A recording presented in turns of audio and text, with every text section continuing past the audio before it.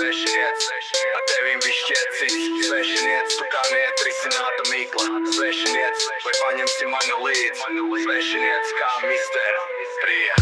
Es ievēroju viņu jau sen, grib piet klāt, bet sajūta tāda, ka priekšā būtu mīnu lauks. Ko es varu padarīt? Jūtām nepavēlēs, ieraušu vēl 100 un aiziet pieiešu pie viņas uzrunāt. Centīšu svešinieci, es domā scenārijas 100, bet ko viņa atbildēs? Vai pietiks drosmes man? Viņa sāc smirdz, man drosmi papēžos, tu bļet saņemieši.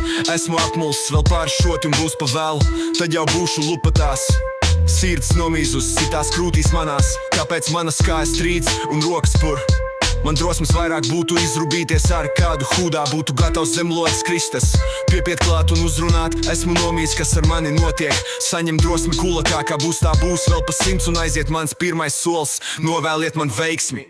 Svešiniec, ar tevīm viss šķiet cits. Svešiniec, tu kā neatrisināta mīkla. Svešiniec, vai paņemsi mani līdzi. Svešiniec, kā misterija.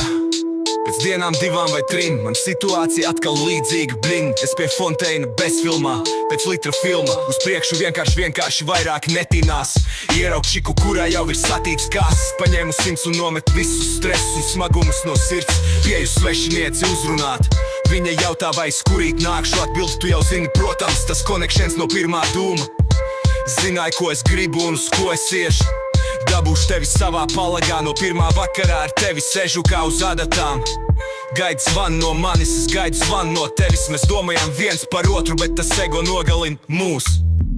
Svešiniec, ar tevīm viss šķiet cits. Svešiniec, tu kā neatrisināta mīkla. Svešiniec, vai paņemsi mani līdzi. Svešiniec, kā misterija. Svešiniec, ar tevīm viss šķiet cits. Svešiniec, tu